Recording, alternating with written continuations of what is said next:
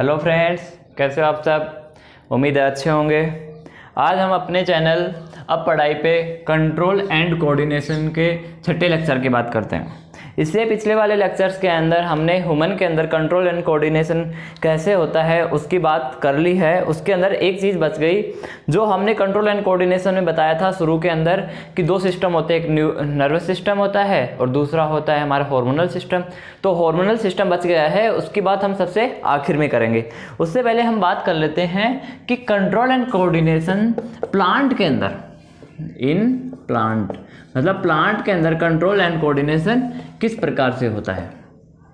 तो अगर हम एनिमल सेल की बात करें कि एनिमल के अंदर कंट्रोल एंड कोऑर्डिनेशन कैसे होता है, या हम ह्यूमन की बात करें तो इनके अंदर कंट्रोल और कोऑर्डिनेशन करने के लिए जिस सिस्टम की बात हमने की है उसका क्या नाम था।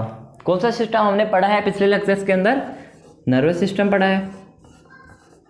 इसकी हमने कंप्लीट बात कर ली है, जिसके अंदर हमने brain, spinal cord, reflex action, neuron, nerve cell, उसकी स्ट्रक्चर, उसके फंक्शन कंप्लीट है। पिछले जो 5 लेक्चर थे उसमें पहला बेसिक था, उसके अलावा जो 4 लेक्चर थे उसी के ऊपर थे। तो आपने अभी तक नहीं देखे तो वो जाके देख लीजिए, क्योंकि हमने बहुत अच्छे से उसके अंदर हम समझाया है कि ह्यूमन के अंदर किस प्रकार से कंट्रोल एंड कोऑर्डिनेशन होता है।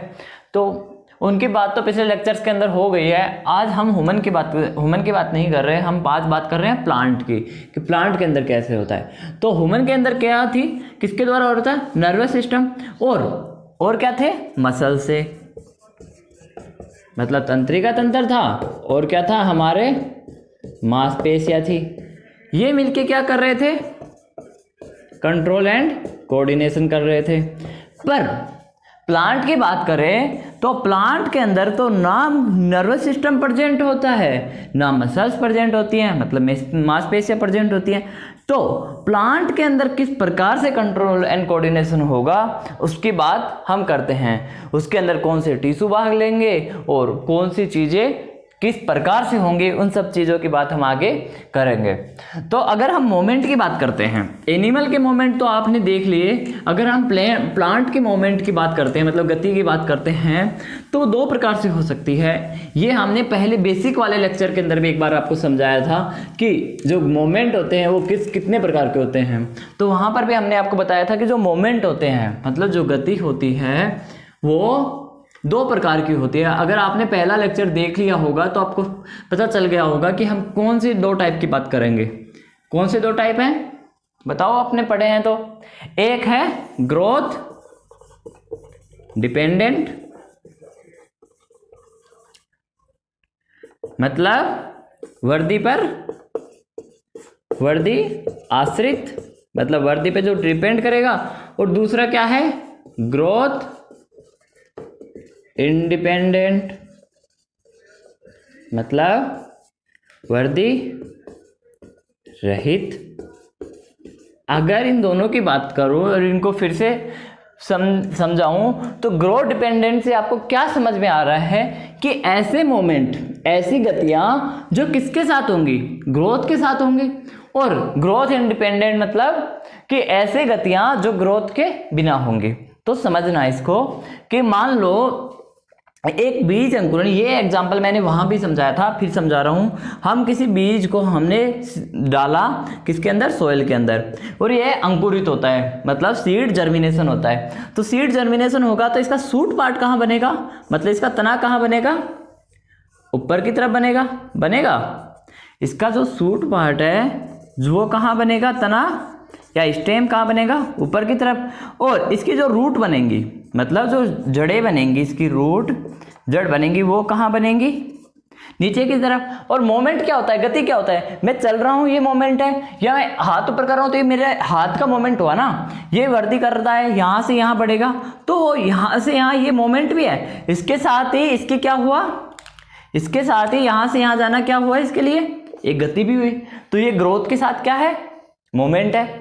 और ग्रोथ इंडिपेंडेंट की बात करें, यदि वर्दी रहित की बात करें, तो उसके अंदर क्या होगा कि मोमेंट तो होगा पर कोई ग्रोथ नहीं होगी। जैसे मैं चल रहा हूँ, ये एग्जाम्पल हमने वहाँ समझाया था, मेरे अंदर ग्रोथ थोड़ी हो रही है, पर मैं चल रहा हूँ, मतलब मूवमेंट तो कर रहा हूँ, गति तो कर रहा हूँ, पर वो क्या है, ग्रोथ नहीं है। अब इसको हम समझते हैं कि प्लांट के अंदर कैसे होते हैं। सबसे पहले हम इसी को समझ लेते हैं, जो ग्रोथ डिपेंडेंट जो वर्दी होती है उसकी बात हम बाद में करेंगे। तो अगर ग्रोथ इंडिपेंडेंट के अंदर हम एग्जाम्पल की बात करें तो आपने छुई मुई के प्लांट के बारे में तो सुना ही होगा कि छुई मुई का प्लांट क्या होता है। अगर नहीं सुना तो आज सुन लो। जो छुई मुई का जो प्लांट होता है उसकी लीव्स कैसे होती हैं, मतलब आपने जो इसके बारे में सुना है वो मन में सोच लो और हम फिर समझाते हैं। ये प्लांट मान लो कि ये ग्रो किया और इसके ये क्या है, लीव्स है, यहाँ पे इसकी क्या है, लीव्स है। इसकी लीव्स इस प्रकार से होती हैं, मैं एक ही के अंदर बना लेता हूँ, सभी के अंदर इसी प्रकार से होंगी। ये इसके अंदर क्या होंगी, ये इसकी लीव्स होंगी। अब क्या है, जैसे ही कोई इसको यहाँ पे टच करेगा, मान लो किसी ने या आपने छुई मुई के प्लांट को यहाँ पे क्या किया, टच किया इस लीव्स को, तो जैसे आप इसको टच करोगे तो क्या होगा, जैसे आप इसको टच किए, किसका एग्जांपल समझा रहा हूं मैं आपको, ग्रोथ इंडिपेंडेंट का, मतलब वर्दी रहित जो मोमेंट होता है उसका एग्जांपल बता रहा हूं। देखो ये वही प्लांट है, तो जैसे ही आपने यहाँ पे टच किया इसको तो ये पत्तियां क्या होंगी, सिकुड़ जाएंगे। यहाँ पे ये पत्तियां क्या थी, स्वेल थी, मतलब फूली हुई थी।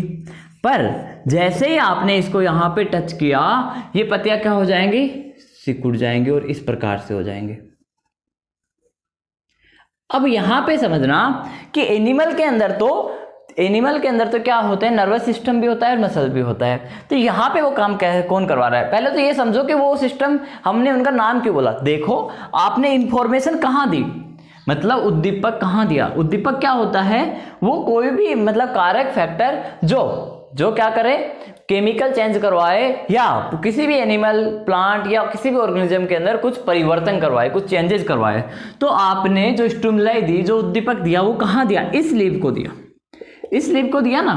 पर यहां से ये जो पूरी लीव थी, इसकी यहां वाली पत्ती है, ये जो दिख रही है आपको, इसने भी क्या किया, रेस्पॉन्स दिखाया, इसने भी अनुक्रिया की, ये भी सिकुड़ी, स्वेल से क्या हो गई, ये श्रिंक हो गई, मतलब ये भी सिकुड़ी और इसने अपने आसपास की जो सेल थी उनको भी सिकुड़ दिया, यानी उनमें भी श्रिंक हो गया। तो यहां से यहां तक इंफॉर्मेशन तो गई होगी, यहां से यहां तक बिना इंफॉर्मेशन, बिना सूचना गई तो ये काम नहीं हो सकता। तो जो छुई मुई का जो प्लांट होता है वो क्या होता है, टच। आपने क्या किया था यहाँ पे, टच, तो वो क्या होता है, टच के लिए क्या होता है, सेंसिटिव होता है, संवेदनशील होता है। तो जैसे आपने इसको यहाँ पे टच किया, यहाँ पे कुछ केमिकल्स बने, जो वो इलेक्ट्रोकेमिकल इस सूचना को, इस टच के सूचना को यहाँ से यहाँ पे लेके गए और यहाँ की जो सेल थी उसे भी क्या कर दिया, श्रिंक कर दिया, मतलब उसे भी सिकुड़ दिया। तो किस फॉर्म में गई, इलेक्ट्रोकेमिकल फॉर्म में, मतलब विद्युत रासायनिक फॉर्म के अंदर, विद्युत रासायनिक फॉर्म के अंदर यहां से इंफॉर्मेशन कहां गई, यहां पर गई। ये बात आपको समझ में आ गई होगी। पर अगर हम एनिमल सेल की बात करें या ह्यूमन की बात करें, वहां पर भी जो इंफॉर्मेशन जा रही थी वो इलेक्ट्रोकेमिकल फॉर्म में जा रही थी। तो आप बोलोगे कि तो फिर तो अंतर ही क्या हुआ। पर एनिमल सेल के अंदर इलेक्ट्रोकेमिकल फॉर्म में जो इंफॉर्मेशन जा रही थी वो किसके द्वारा जा रही थी, नर्व सेल के द्वारा जा रही थी। और वो जो नर्व सेल थी वो एक स्पेशलाइज्ड थी, मतलब विशिष्टीकृत थी, किसके लिए, इंफॉर्मेशन को ले जाने के लिए। पर प्लांट सेल के अंदर ऐसी कोई सेल प्रेजेंट नहीं होती, या ऐसा कोई सिस्टम नहीं प्रेजेंट होता, सेल गलत बोल दिया मैंने, कोई ऐसा सिस्टम नहीं प्रेजेंट होता जो स्पेशलाइज हो या विशिष्टीकृत हो, किसके लिए, सिर्फ ये काम करने के लिए, सिर्फ इलेक्ट्रोकेमिकल फॉर्म में सूचनाओं को एक जगह से दूसरी जगह ले जाने के लिए ऐसा कोई सिस्टम नहीं विकसित हुआ। इसलिए हम इसको एक स्पेसिफिक नाम नहीं दे सकते, पर फिर भी ये जाता तो है। तो किसके द्वारा जाता है, तो कुछ सेल्स होती हैं प्लांट के अंदर कुछ सेल्स होती हैं जो क्या करती हैं, इस काम को करने के लिए क्या कर लेती है, अपने आप को मॉडिफाइड कर लेती हैं। मतलब परिवर्तित कर लेती हैं कि यहाँ से इंफॉर्मेशन यहाँ लेके जा रहे हैं, पर वो कोई स्पेशल ऐसे सिस्टम की तरह नहीं होती, ऐसे सिस्टम नहीं बनाती हैं कि हम उन्हें एक सिस्टम में रख दें और जैसे हमने ह्यूमन के अंदर नर्व सेल नाम दे दिया, जैसे उन्होंने नर्व सेल नाम दे दिया वैसे हम उनको कुछ नाम दे दें। तो अब इसके बाद में हमारा जो दूसरा क्वेश्चन था कि चलो नर्व सेल का तो पता चल गया भाई कि इलेक्ट्रोकेमिकल फॉर्म में गई, वो इलेक्ट्रोकेमिकल फॉर्म में किस प्रकार से गई, पर यहाँ पे ये क्या हुई थी, स्वेल हुई थी, फुली हुई थी, और यहाँ पे क्या हो गई, श्रिंक हो गई। मतलब यहाँ से यहाँ ये छोटी हो गई। अगर हम एक लैंग्वेज में बोले, अपने आपस की भाषा में बोले, जो चलन की भाषा होती है कि यहाँ पे ये फुली हुई थी, यहाँ पे छोटी हो गई, तो कुछ तो ऐसा चेंज हुआ होगा ना। जैसे अगर हम ह्यूमंस की बात करें जो आपने पढ़ लिया है उसकी बात करें, तो अगर हमारा मसल कॉन्ट्रैक्शन करवाना है, मसल के अंदर मतलब मांसपेशी के अंदर अगर संकुचन करवाना है तो क्या होता है, वहाँ पे हमने पिछले लेक्चर में, उससे पिछले लेक्चर में पढ़ा था कि क्या होता है कि हमारी जो मसल होती है, मसल सेल होती है, उसके अंदर कुछ प्रोटीन्स होती हैं, जो प्रोटीन क्या हो जाती हैं, छोटी हो जाती हैं, और इन प्रोटीन के छोटे होने से मसल क्या हो जाती है, संकुचित हो जाती है, या मसल कॉन्ट्रैक्शन हो जाता है। उसकी बात हमने पिछले लेक्चर में कर ली थी, पर यहाँ पर तो मसल प्रेजेंट ही नहीं होती, तो फिर ये काम कैसे होता है। तो यहाँ पे क्या होता है बच्चों, यहाँ पे इसके अंदर ये फूली हुई क्यों थी, क्योंकि इसके अंदर वाटर भरा हुआ था। इसके अंदर क्या भरा हुआ था, जल भरा हुआ था, वाटर। तो जब ये इन्फॉर्मेशन हमने जैसे ही वो टच किया, ये इन्फॉर्मेशन इसके पास गई, तो इसने क्या किया कि यहाँ से अपना वाटर बाहर निकाल दिया, यहाँ से अपना वाटर बाहर निकाल दिया। इसी प्रकार से हर सेल ने किया और उन्होंने अपना वाटर बाहर निकाल दिया। तो जब यहाँ से वाटर निकल जाएगा तो कैसी बन जाएगी, इस प्रकार से बन जाएगी। और अगर थोड़ी देर बाद में अगर वापस वाटर यहाँ पे भर जाता है तो ये वापस इस प्रकार से हो जाती है। जैसे दूसरे एग्जांपल से समझो कि मान लो ये था, इसके अंदर आपने गवागब या गुब्बारा था, उसके अंदर आपने हवा भर दी, तो जैसे हवा आप यहाँ से निकाल दोगे तो ये कैसा हो जाएगा, ऐसा हो जाएगा नहीं। गुब्बारे के अंदर आप अगर हवा भर देते हो तो वो इस प्रकार से हो जाता है, पर जैसे ही हवा निकाल देते हो तो वो इस प्रकार से हो जाता है। तो वही यहाँ पे होता है, बस यहाँ पे हमने हवा भरी थी और यहाँ पे क्या भरा होता है, वाटर भरा होता है। जैसे ही आपने उद्दीपन दिया, जैसे ही आपने इसका ढक्कन खोला, वैसे ही, या ढक्कन या जो आपने गांठ दे रखी थी, जो भी कर रखा था, या आपने छेद किया, जो भी आपने यहाँ पे स्टिमुलाई दी, उसका स्टिमुलाई देते ये क्या हो गया, इस प्रकार से हो गया। उसी प्रकार से यहाँ पर भी होता है कि जैसे ही आप स्टिमुलाई देते हो ये इस फॉर्म में चला जाता है। तो आपको इतना समझ में आ गया। अब इसके बाद में हम बात करते हैं, ये हमारे कंप्लीट हो गया कि मोमेंट जो किस पे डिपेंड नहीं था, ग्रोथ पे डिपेंड नहीं था। यहाँ पे ग्रोथ थोड़ी हुई, प्लांट के अंदर जितनी लीव्स थी उतनी लीव्स हैं, मैंने कम बनाई है, पर जितनी अगर यहाँ पे हमने 4 बनाई तो यहाँ पर आप भी 4 बना लो, ऐसे मत समझना, क्योंकि यहाँ पे जितनी लीव्स थी वही इतनी लीव्स हैं। बस क्या हुआ कि वाटर बाहर निकल गया, पर साइज तो अभी वही है। साइज अगर वैसे देखें, अगर इसके अंदर वाटर वापस भर देंगे तो ये वापस ही इसी पोजीशन में आ जाएगी, तो कोई ग्रोथ नहीं हुई है यहाँ पे। सिर्फ जो फिजिकल हमने बाहर से जो एजेंट की वजह से जो उद्दीपक दिया, वही उसने क्या करवाया, इसके अंदर परिवर्तन करवा दिया। अब इसके बाद में हमारा जो टॉपिक है वो आता है कि ग्रोथ पे डिपेंडेंट जो मोमेंट होते हैं, मतलब ग्रोथ डिपेंडेंट जो मोमेंट होते हैं उनकी बात करते हैं। मतलब मोमेंट डिपेंड ऑन ग्रोथ, वृद्धि पर आश्रित गतियां। अगर इसके एग्जाम्पल की बात मैं करूं, आपको पहले एग्जाम्पल दे चुका हूं सीड जर्मिनेशन वाला, वो तो आपका हो गया, वो आपके शुरू में दिया हुआ था। अगर उसके और एनसीईआरटी के अंदर जो एग्जाम्पल दिए हैं, अगर हम उनकी बात करें तो आप समझना कि कोई प्लांट, मान लो आपका कोई प्लांट यहाँ पे पहले से उगा हुआ था, या कोई झाड़ थी और आपने क्या उगाया, यहाँ पे एक मटर का पौधा, आपके एनसीईआरटी के मटर के पौधे से दिया हुआ था, आपने यहाँ पे क्या किया, एक मटर का पौधा क्या किया, जर्मिनेट किया, उगाया। तो इसके जर्मिनेशन के बाद में ये सीड डाला, इसके जर्मिनेशन के बाद में ये क्या करेगा, अपना सूट बाहर निकालेगा। तो ये क्या करेगा कि ये इसके सहारे ऊपर ग्रोथ करेगा, इस प्लांट के सहारे ये क्या करेगा, ऊपर की तरफ गति करेगा। तो ये जो ऊपर की तरफ गति होगी वो किस प्रकार से होगी।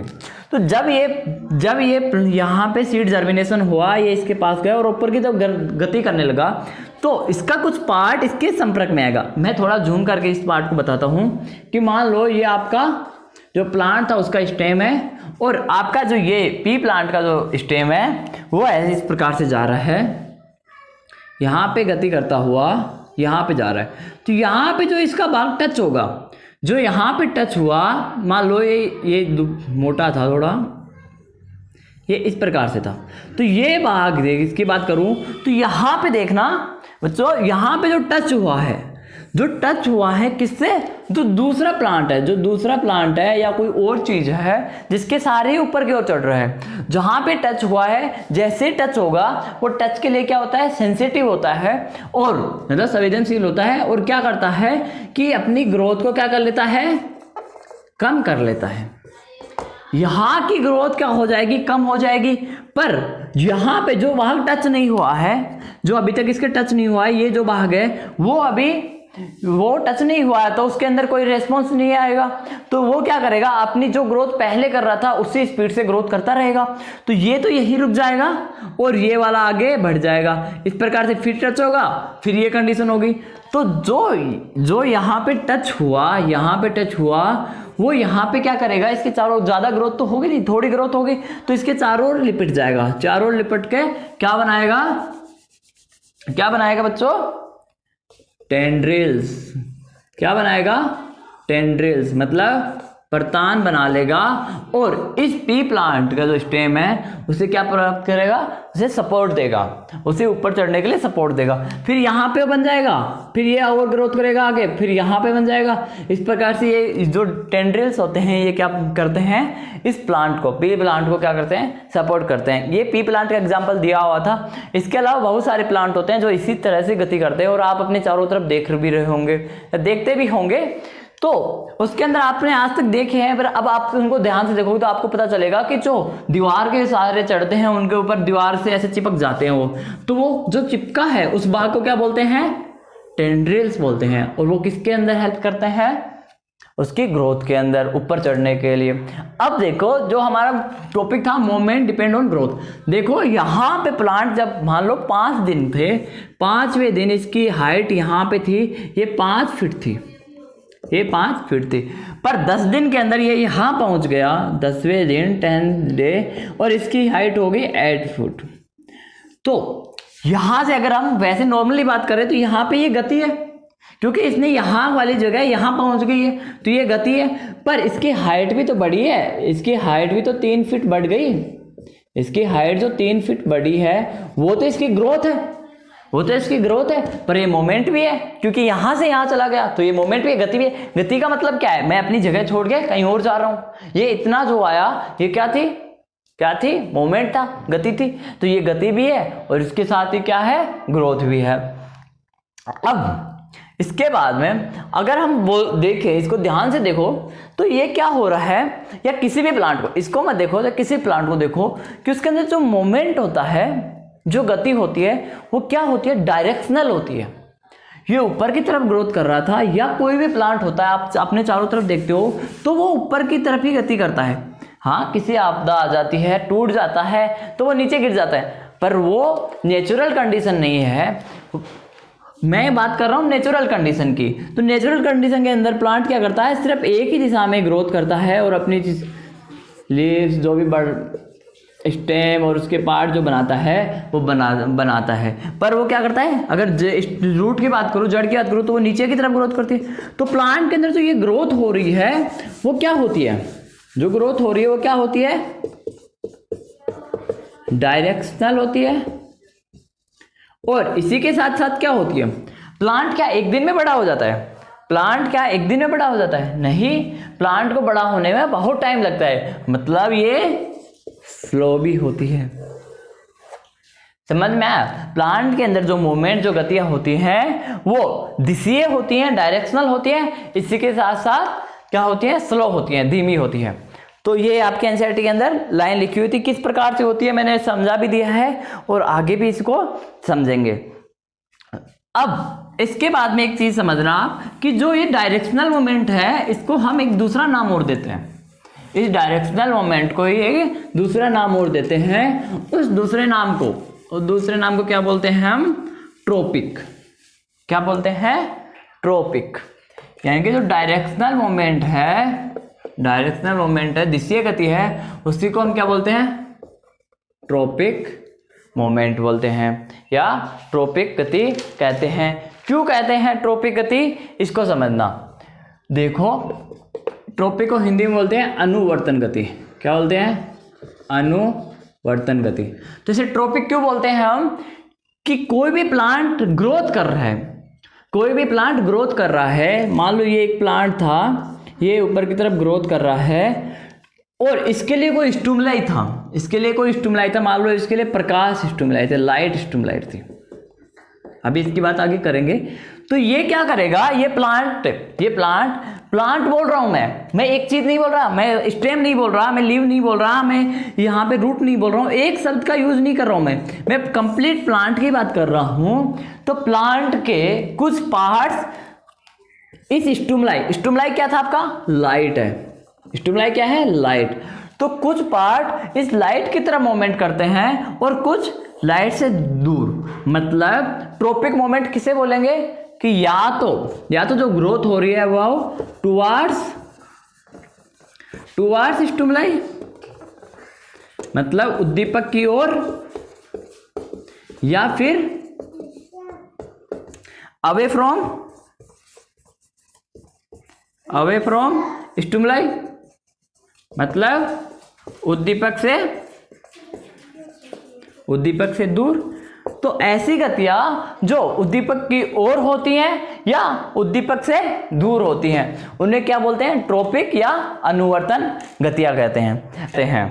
अब इसके बाद में हम प्लांट के अंदर ट्रोपिक मोमेंट जो होते हैं उनकी बात कर लेते हैं कि कौन कौन से ट्रोपिक मोमेंट होते हैं। तो सबसे पहले मैं आपको प्लांट के अंदर होने वाले ट्रोपिक मोमेंट जो हमारे सिलेबस में हैं उनके नाम बता देता हूं कि कौन कौन से ट्रोपिक मोमेंट होते हैं। इन ट्रोपिक मोमेंट का नाम किस आधार पे होगा इसका पता तो आपको चल ही गया होगा। ट्रोपिक मोमेंट कौन से होते हैं? मतलब उद्दीपक की ओर गति या उद्दीपक से दूर गति। तो उद्दीपक क्या क्या हो सकते हैं? मैं उससे पहले एक चीज बता देता हूं कि जो प्लांट के लिए जो मेन स्टिमुलाई होते हैं, उद्दीपक होते हैं, वो क्या होते हैं? लाइट होते हैं और ग्रेविटी होती है। मतलब या प्रकाश होगा या फिर क्या होगा? गुरुत्व होगा। ये जो मेन जो होते हैं, अगर आपके ऑप्शनल टाइप में कोई क्वेश्चन आता है उसमें पूछता है फिर प्लांट के लिए मेन स्टिमुलाई कौन से हैं, तो एक तो लाइट है, एक क्या है? ग्रेविटी है। अब हम उन ट्रोपिक मोमेंट्स के नाम की बात कर लेते हैं जो हमारे नहीं, जो प्लांट के अंदर होते हैं। तो अगर स्टिमुलाई के रूप में, उद्दीपक के रूप में लाइट है तो उसे क्या बोलेंगे? लाइट को हम फोटो फोटोन बोलते हैं। आपने पढ़ा होगा पिछले मतलब 9th 8th के अंदर। तो इसे क्या बोलेंगे? इसको क्या बोलेंगे? अगर लाइट उद्दीपक की तरह कार्य कर रही है तो उसे कौन सा गति बोलेंगे? फोटोट्रोपिक। अब इससे आप समझ गए होंगे, या तो गति किधर होगी? प्रकाश की तरफ होगी, या गति किधर होगी? प्रकाश से दूर होगी। तो इसे क्या बोलेंगे? प्रकाशानुवर्तन गति, फोटोट्रोपिक मोमेंट। फिर दूसरा क्या होगा? अगर ग्रेविटी काम कर रही है, ग्रेविटी की तरफ या ग्रेविटी से दूर हो रहा है, तो उसे क्या बोलते हैं? Geotropic moment. मतलब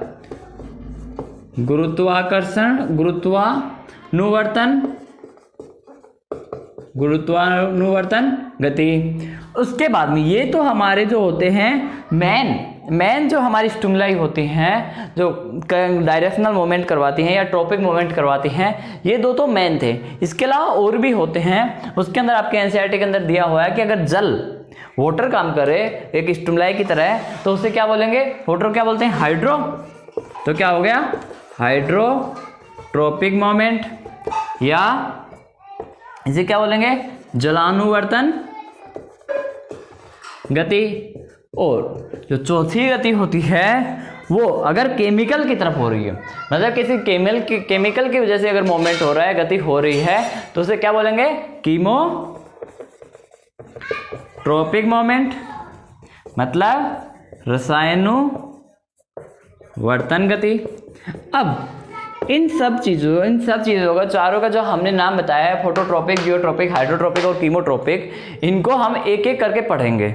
अब इसके अंदर हम सिर्फ उतना ही बताएंगे जितना एनसीईआरटी के अंदर है। इसके अलावा हम किस प्रकार से इनको वेरीफाई करते हैं, या किस प्रकार से ऐसे हम पता लगाएं कि हम जो बता रहे हैं वो सही है। जो अब एक दो एक्सपेरिमेंट तो आपके एनसीईआरटी में दिए हुए, उन एग्जाम्पल को समझाएंगे, पर उसको ज़्यादा लिखेंगे नहीं, आपको सिर्फ समझाएंगे, क्योंकि आप एनसीईआरटी से पढ़ सकते हो उसे, तो आप समझ लेना उन्हें ध्यान से, क्योंकि ज़्यादा लिखूंगा तो ज़्यादा बड़ा लेक्चर भी हो जाएगा और आपके कोई काम का भी नहीं है।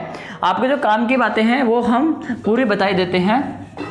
अगर हम पहले एग्जाम्पल की बात करें, मतलब जो फोटोट्रोपिक गति मोमेंट होता है, गति होती है, प्रकाशानुवर्तन, वो उसका किस प्रकार से दिया गया आपके एनसीईआरटी के अंदर।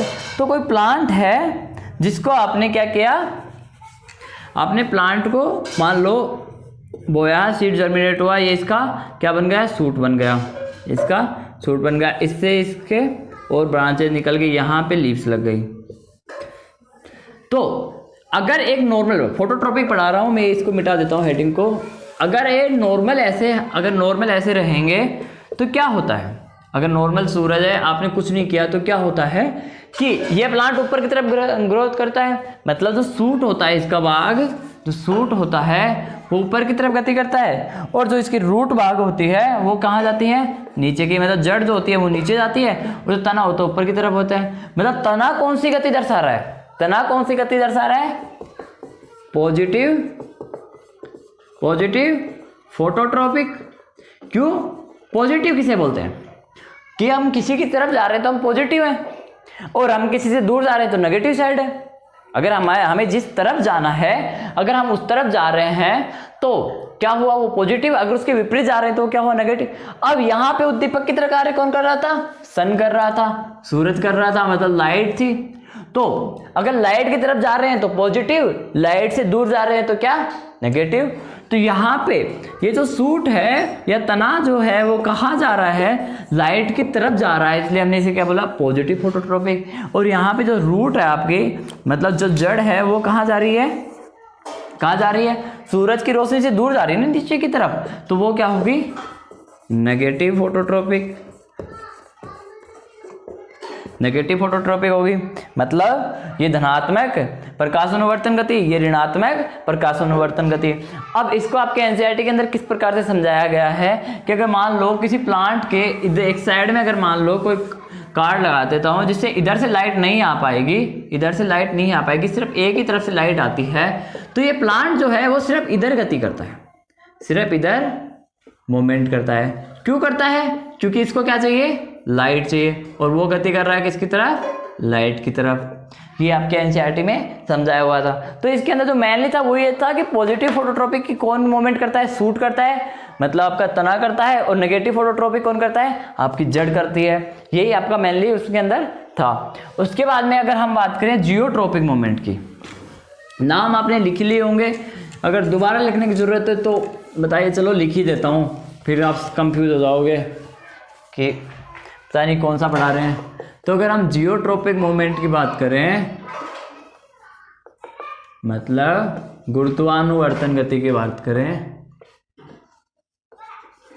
तो गुरुत्वानुवर्तन गति के अंदर क्या होगा कि ग्रेविटेशन कहाँ, जो गुरुत्वाकर्षण बल लगता है वो किधर लगता है? नीचे की तरफ लगता है। न्यूटन लॉ के अंदर आपने पढ़ा होगा 9th क्लास के अंदर, जो न्यूटन लॉ दिए गए हैं उसके अंदर अगर नहीं भी पढ़ा तो याद कर लो इसको, कि जो ग्रेविटेशन फोर्स होता है, जो गुरुत्वाकर्षण बल जो होता है वो किधर लगता है? नीचे की तरफ लगता है। अब इतना बता दिया तो आगे तो आपको सब समझ में आ गया होगा कि ये एक प्लांट है, ये एक प्लांट है, इसके अंदर ये क्या है? इसकी रूट है। हम दो ही चीज़ों की बात कर रहे हैं कि रूट किधर मूवमेंट करेगी और आपका सूट जो है, तना जो है, वो किधर मूवमेंट करेगा? तो सूट कहाँ मूवमेंट करेगा? अब ये नेगेटिव जियोट्रोपिक आएगा या पॉजिटिव जियोट्रोपिक आएगा? बताओ। ग्रेविटेशन फोर्स किधर लगता है? हमेशा नीचे की तरफ। मतलब अगर कोई चीज नीचे की तरफ गति करेगी तो वो क्या होगी? पॉजिटिव जियोट्रॉपिक, और ऊपर की तरफ गति करेगी तो वो होगी नेगेटिव जियोट्रॉपिक। तो सूट क्या दर्शा रहा है? नेगेटिव जियोट्रॉपिक मोमेंट, और जो रूट है वो क्या दर्शा रही है? Positive geotropic moment. समझ में आ गया इसकी? अब हमारे पास जो तीसरा आता है, जो तीसरा कौन सा है? हाइड्रोट्रोपिक मोमेंट। कौन सा है? हाइड्रोट्रोपिक, जलानुवर्तन गति, मतलब जल की तरफ गति होना। तो जल की तरफ गति के लिए हम एक एक्सपेरिमेंट से आपको समझाते हैं। हाइड्रोट्रोपिक गति या जलानुवर्तन गति। तो इसको समझना कि आपने मान लो एक गमला लिया या कुछ लिया, उसके अंदर आपने एक प्लांट को बोया, आपने एक प्लांट को उगाया, ये इसकी जो रूट हैं, जड़ हैं। आपने क्या किया? यहाँ पे कोई एक पानी का सोर्स रख दिया, यहाँ पे एक पानी का सोर्स रख दिया, यहाँ पे आपने पानी रख दिया। तो ये जो जड़ है, जो रूट है इसके, ये क्या करेंगे? इस तरफ मूवमेंट करने लग जाएंगी, क्योंकि इनको क्या चाहिए? क्या चाहिए इनको? वाटर चाहिए, H2O चाहिए। भाई प्लांट के अंदर वाटर कहाँ से जाता है? जल कहाँ से जाता है? रूट के द्वारा जाता है। ये हमने फोटोसिंथेसिस वाले लाइफ प्रोसेस के जो हमने चैप्टर पढ़ा था, लाइफ प्रोसेस वाला, उसका फोटोसिंथेसिस वाला जो लेक्चर था, उसके अंदर समझाया कि वाटर कहाँ से एब्जॉर्ब होता है और क्यों प्लांट को क्यों किस फोटोसिंथेसिस में किस प्रकार से यूज होता है, वो हमने वहाँ बताया। तो ये वाटर लेने के लिए रूट कहाँ जाएगी? इधर जाएगी। तो वाटर इधर है, तो इसकी मूवमेंट किधर हो रही है? वाटर की तरफ हो रही है। तो यहां से ये सिद्ध हुआ था कि जो प्लांट है वो हाइड्रोट्रोपिक या जलानुवर्तन गतियां भी करता है। इसके बाद में चौथा, देखो इसके नाम ही के अंदर सब कुछ लिखा हुआ है, इसलिए मैं इसे पढ़ा रहा हूं जल्दी जल्दी भी, क्योंकि ज्यादा टाइम लगाने वाला ये है नहीं टाइम कि आप ज्यादा टाइम इसके अंदर खराब करो। आप अगर नाम समझ में आ गए, आपको नाम मैंने अच्छे समझाया कि अगर ग्रेविटेशन है तो जियोट्रोपिक होगा, अगर आपका सूरज वाला लाइट हो रही है तो क्या होगा? फोटोट्रोपिक होगा, जल है तो क्या होगा? हाइड्रोट्रोपिक होगा। और इसका मतलब यही है कि या तो हाइड्रोट्रोपिक है या जियोट्रोपिक है, तो या तो उसकी तरफ गति करेगा, ये अनुवर्तन गति वाला। अगर ट्रोपिक की वो डेफिनेशन आपको याद हो गई तो इनको याद करना ज्यादा मुश्किल ही नहीं है, क्योंकि ट्रोपिक मतलब या तो उसकी तरफ गति या उससे विपरीत गति। तरफ गति तो पॉजिटिव और उसके विपरीत है तो नेगेटिव। अब जो चौथा हमारे पास है वो कौन सा है? कीमोट्रोपिक मोमेंट या रसायनुवर्तन गति। तो रासायनिक गति को समझना, ये वैसे तो कि रासायनिक गति से आपको समझ में क्या गया? या तो रसायन की तरफ गति, कहीं भी रसायन होगा उसकी तरफ प्लांट मूवमेंट करेगा, या उसके विपरीत गति। तो देखो यहाँ पे आपको कुछ ज्यादा समझ में नहीं आएगा, पर जैसे ही मैं आपको अगला टॉपिक पढ़ाऊंगा रिप्रोडक्शन का, प्लांट के अंदर और एनिमल के अंदर जब रिप्रोडक्शन पढ़ेंगे, जंतुओं में जनन या पादपों में जनन, उसको पढ़ेंगे तो वहां पे वो आपको अच्छे से समझ में आ जाएगा। पर जो आपके एनसीईआरटी में यहाँ पे दिया है वो समझ लेना। पर आपको अगर ये बहुत इंपॉर्टेंट है, ये भी बता देता हूँ, एग्जाम के पॉइंट ऑफ व्यू से बहुत ज्यादा इंपॉर्टेंट है, तो आपको वहां पर भी पढ़ना पड़ेगा। कुछ दिनों में हमारा वो लेक्चर आ जाएगा, आप वहीं से भी पढ़ लेना। और यहाँ से मैं समझा देता हूँ जितना दिया होगा कि जो रिप्रोडक्शन इन प्लांट होता है, पादपों में जनन होता है, तो क्या होता है? पादपों के अंदर ये फीमेल ऑर्गन होता है, जिसके अंदर यहाँ पे क्या होता है? आपका ओव्यूल होता है, बीजांड होता है। क्या होता है? बीजांड। और ये क्या है आपका? ये क्या है? वो आपकी ओवरी है, मतलब अंडाशय है। और ये स्टिग्मा, मतलब वर्तिकाग्र। अब ये आपका फीमेल ऑर्गन जो होता है प्लांट के अंदर, जो reproductive organ, female reproductive organ है। यहाँ पे क्या आएगा कि रिप्रोडक्शन करने के लिए, जनन करने के लिए क्या आएगा? यहाँ पे एक पोलन ग्रेन आएगा, पोलन ग्रेन मतलब प्राग आएगा। ये प्राग क्या करेगा? प्राग कणिका यहाँ पे ये जो ओवम है, जो बीजांड है, ये कुछ यहाँ पे रसायन स्रावित करता है, सीक्रेट करता है, कुछ केमिकल सीक्रेट करता है। ये केमिकल क्या करते हैं? ये रसायन क्या करते हैं कि यहाँ पे जो पराग है उसके अंदर क्या है, मेल ओव्यूम है, जो यहाँ से क्या करेंगे, फर्टिलाइजेशन करेंगे, तो निषेचन करेंगे। तो ये क्या करेगा, यहाँ से ट्यूब का निर्माण करता है, जिसके द्वारा ये जो इसके अंदर मेल गेमेट होते हैं वो क्या करते हैं, उस ट्यूब के माध्यम से इसके साथ साथ आ जाते हैं। पर ये जो ट्यूब का निर्माण होता है, यहाँ तक जो ट्यूब आती है, इस ट्यूब को क्या बोलते हैं, किसको लेके आ रही है, पराग को या पोलन ग्रेन को लेके आ रही है। तो पोलन ग्रेन को लेके आ रही है, पराग कणिकाओं को लेके आ रही है। तो इसके नाम के आधार पर इसे क्या दिया गया नाम, पोलन ट्यूब या पराग नलिका। तो इस पराग नलिका का जो निर्माण हो रहा है, फॉर्मेशन हो रहा है, वो किसकी वजह से हो रहा है, यहाँ पे बीजांड के द्वारा जो रासायनिक केमिकल सीक्रेट हो रहे हैं उसकी वजह से इसकी क्या हो रही है, मूवमेंट, उसके अंदर क्या हो रही है, गति हो रही है। तो कीमोट्रॉपिक मूवमेंट के अंदर अगर ये समझ में भी नहीं आया तो आप हमारा आगे वाला लेक्चर देख लेना, रिप्रोडक्शन इन प्लांट का। उसके अंदर हम फिर से कीमोट्रॉपिक को नाम लेके फिर से आपको समझा देंगे। यहाँ पे आपको कुछ वर्ड्स याद करने पड़ेंगे, जैसे ओवरी, बीजांड, ओव्यूल, पोलन ग्रेन, स्टिग्मा, वर्तिका अग्र। ये वर्ड्स आपने अभी नहीं सुने होंगे, पर जैसे रिप्रोडक्शन वाला चैप्टर पढ़ोगे और उसके बाद में अगर ये फिर से देखते हो तो आपको अच्छे से समझ में आ जाएगा। इसको फिर से बोल देता हूँ कि जो पराग नलिका का निर्माण किसके द्वारा हो रहा है, किसके द्वारा हो रहा है, केमिकल की वजह से। यहाँ पे जो केमिकल है उन्होंने क्या किया, इसको अपनी तरफ क्या किया है, खींचा है, और इसी वजह से इसका निर्माण होता है। तो ये हमारा यहाँ पे जो मोमेंट इन प्लांट होता है कि पादपों के अंदर किस प्रकार से गतियाँ होती हैं, उसकी बात कंप्लीट हो जाती है। इसके बाद में हमारे इस लेक्चर के अंदर, इसके बाद में इस टॉपिक के अंदर जो बचे हुए हैं वो बचे हैं कि प्लांट के अंदर जो हार्मोन होते हैं, प्लांट हार्मोन बचे हुए हैं। इसके बाद में एनिमल के अंदर को जो हार्मोनल सिस्टम होता है उसकी बात करेंगे। यही बचे हुए हैं दो या तीन लेक्चर के अंदर वो हो जाएगा। थैंक यू, जय हिंद, जय भारत।